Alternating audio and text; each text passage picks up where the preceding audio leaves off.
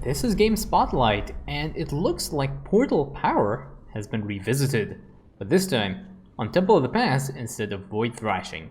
We have two very well-known figures in the co-op community. We have Maguro, who's playing Han&Horner, and we also have Ancalagon, who's the meme lord himself, does all the meme builds, playing Warzone. And they're doing Power Overwhelming and Void Rifts. So this mutator set at least appeared on Void Thrashing quite a long time ago, and it was called Portal Power.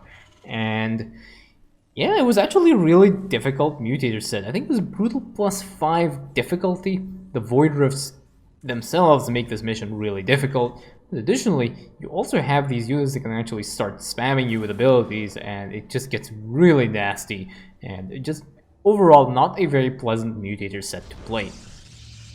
But these commanders are going to be up against the challenge, and let's have a quick look at the masteries. We have Strikefire AoE, we have the significant other bonuses, and we have the Air Fleet mastery here for Han&Horner, and for Warzone we have the Black Hole duration, the Shadow Guard duration, and the Spear Cartoon Energy mastery. So these ones are pretty much the optimal picks on both sides. Both these players very experienced co-op players, and they're actually very experienced mutator players as well. I think from my understanding, they don't really enjoy playing regular brutal difficulty games.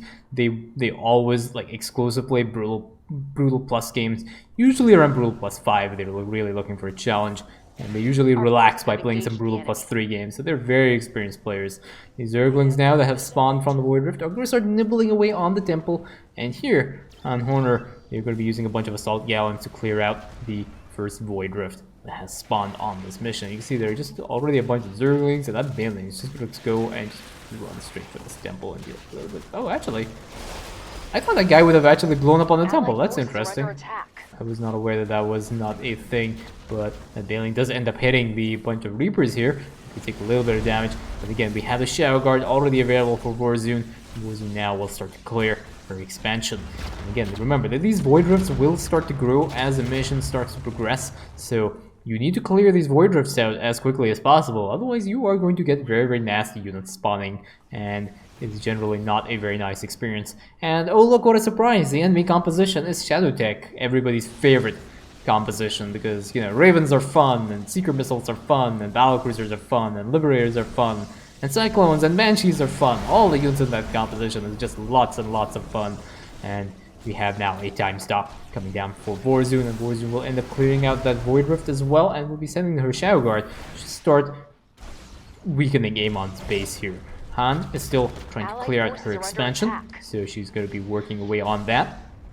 And yeah, I think Warzone is getting a lot of good value. Just going to go and instantly snipe out that missile turret. Unfortunately, the rest of the Shadow Guard does get detected by the secondary missile turret here, and now the rest of the Shadow Guard, I think, are basically back and in position here. These guys are basically cleared up the expansion, and now that one Shadow Guard is just gonna go swipey onto these Reapers and killing all these random Reapers, and just one last second Shadow Fury unfortunately does not kill off that last guy there.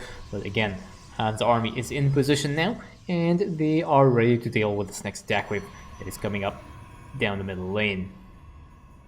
Production-wise, we have a Dark Shrine out, very standard here for Warzone, and we have a bunch of Strike Fires that are coming out for Han&Horner as well, so that will allow them to at least deal a little bit with the ground composition, and ideally I think maybe even snipe some of these Void Rifts out. So the next set of Void Rifts are out. This one's pretty much a freebie, so these guys will end up cleaning that out very quickly. And we have now a drop as well onto this, and you can see this Marine casting a Psionic Orb. But the rest of these mines will end up cleaning out that Void Rift as well, so that Void Rift will end up going down. The rest of these Reapers will also start to focus fire down this. You see the drop here.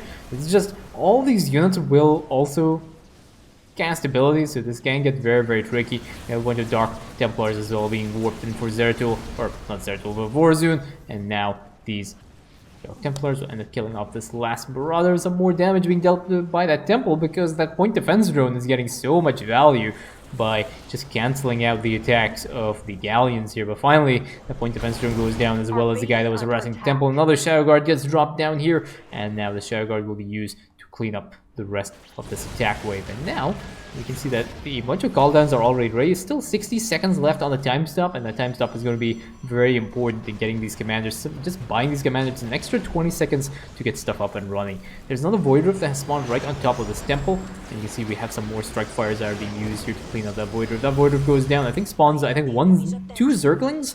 One Zergling does get killed by the first strike fire attack here, so that is very, very good for Han&Horner, and they are also dealing with this next Tuna Fish hybrid, which also ends up going down. And reduction-wise, again, we have Shadow Fury coming out, 5 more Dark Templars, and we have a few Stargates as well coming out for Warzone. Warzone is well aware that this enemy composition will have air units, and they are armored air units, so it's very important to try and get some anti-air out. And you can either go for the Stalkers or you can go for the Corsairs, but you can go Corsair Black Hole, and they do really good amounts of damage.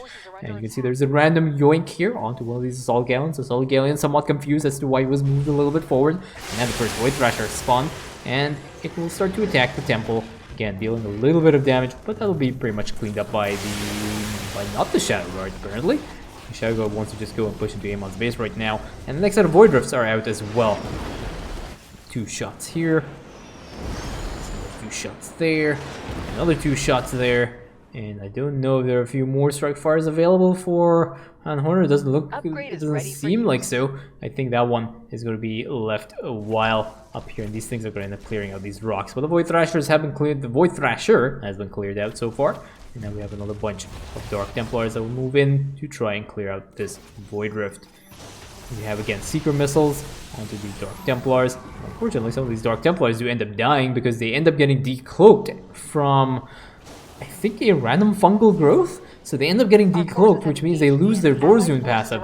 It means that Warzone actually ended up losing a good chunk of Dark Templars and never got them to respawn. But now that Void Rift is still up though, that is going to be a bit of a problem. And these commands, yeah, that was a fungal growth that ended up causing the Dark Templars to decloak, and they ended up losing their passive, and they ended up dying pretty much for good here. There is another Strike Fire platform that gets used here, and now we have a Napalm upgrade as well, so these Strike Fires are going to be able to do a good amount of damage to these Void Rifts, and will allow these commanders to at least handle a little bit. And there's now there's going to be a call on the fleet. I'm just going to pull up the minimap again. I'm going to switch to Warzone's view as well, so that'll be a little bit easier and stop the minimap from randomly disappearing.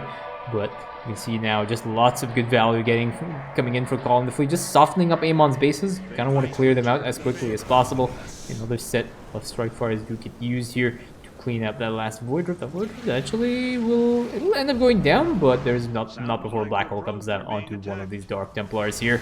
They're catching out pretty much a good chunk of them, and now these Corsairs are already joined into the mix here to try and fight the air units that are being spawned from these Void Rifts. Another attack wave is over here, and Warzone is somewhat on the back foot right now. It needs to be able to do. She doesn't have enough Corsairs to deal with this Tuna Fish Harbor. Tuna Fish Harbor is being really, really annoying right now. As soon as it comes out, it might actually end up causing another Seeker Missile here, but that Seeker Missile is just going to whiff right now. And these Tuna Fish Harbors are going to start taking out this pylon, this forward pylon here. These Reapers will end up dying. Lots of storms coming down onto these Dark Templars. And these Tuna Fish Harbors are pretty much, yeah, they're actually kind of interesting. They're constantly getting phased out of Cloak, which means that they're very vulnerable to splash damage like storms and stuff. And if they end up decloaking and they take damage, they will end up dying, and they will not respawn from the Veil of the what's it called? Veil of the Shadows, or the Emergency Recall. Another irradiate onto these Dark Templars, and they're all getting pulled. They're all getting recalled back now to the Nexus, which is somewhat unfortunate. Another Liberator over here. Lots of skills going off, and this is why Portal Power was very, very nasty. Not only do you have a nasty composition, but you also have very, very nasty skills that get casted onto your army.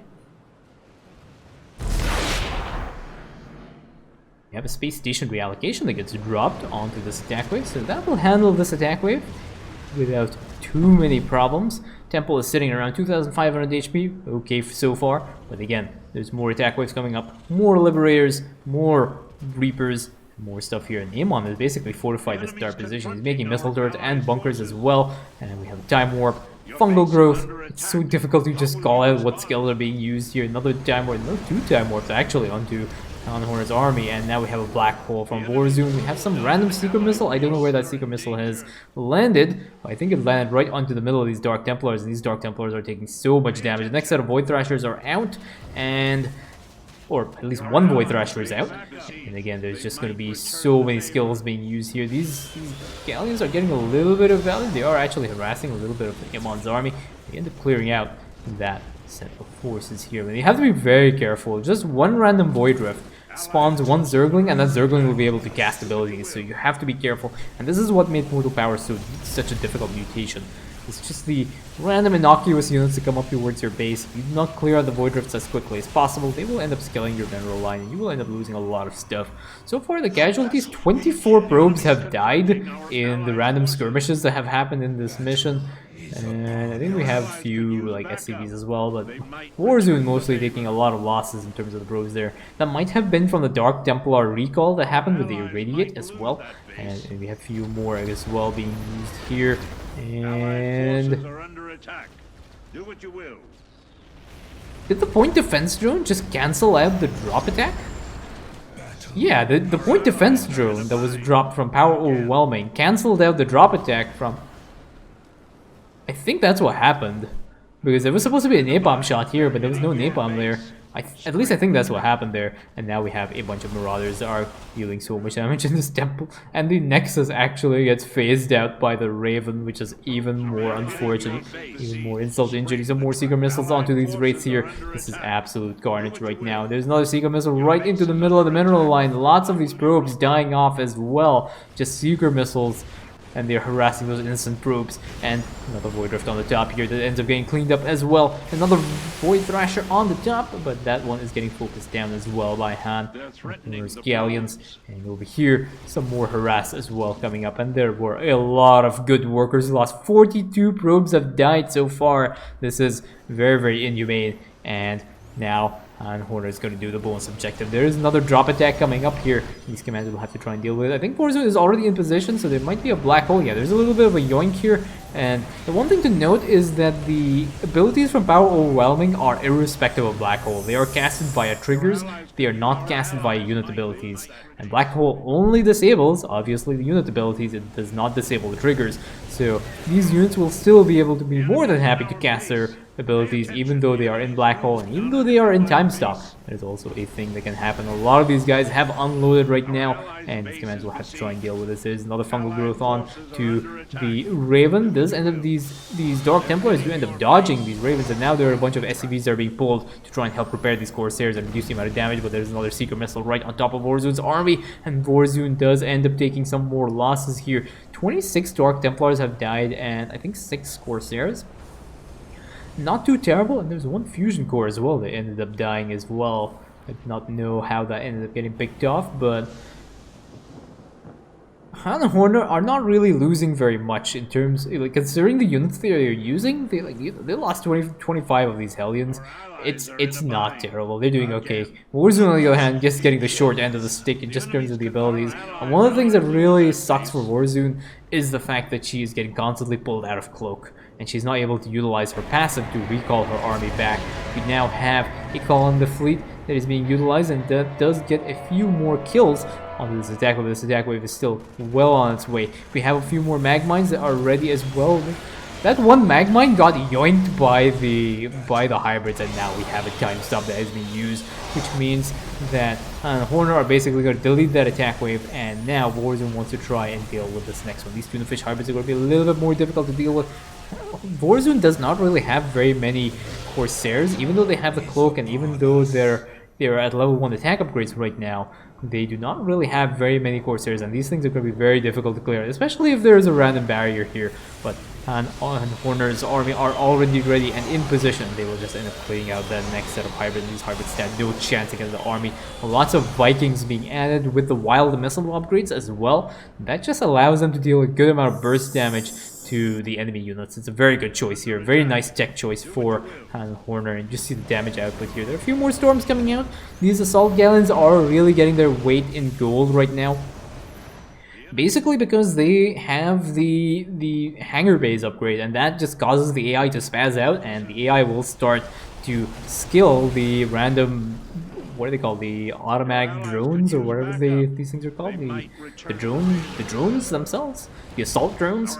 So it just allows Amon to spam its abilities on units that are not very important. You can see here there's a black hole and a counter black hole from Warzone. Han&Horner, we're just going to start pushing into this next Void Thrasher, and we have some more race here. Nice move out of the way. Unfortunately, one of these races being very dangerously low, sitting at about 11 HP, should be pulled back a little bit. But again, it may get recalled back to the Nexus as well. Few more wild missiles goes out onto this Void Thrasher, and this Void Thrasher will end up going down. Over here on the northern side, Warzone is just having a time of her life, and she's just trying to hold against this attack wave that is dropping more Liberators, more Tuna Fish hybrids, and more medevacs on the way. And these medevacs are just going to be healing these hybrids up, which is not very ideal as well. And now there's a Liberator siege up. Very nice pullback away from Horner, away from this. Few SCVs do get picked off, but that was a very nice pull away from this Liberator zone, preventing the loss of their economy. And we have some more Corsairs now that are just trying to focus down this hybrid. This hybrid is getting healed by the medevac. There's so many medevacs over here just ready to heal the hybrid. If they run out of energy, they'll just go back home and just pass the job up to somebody else.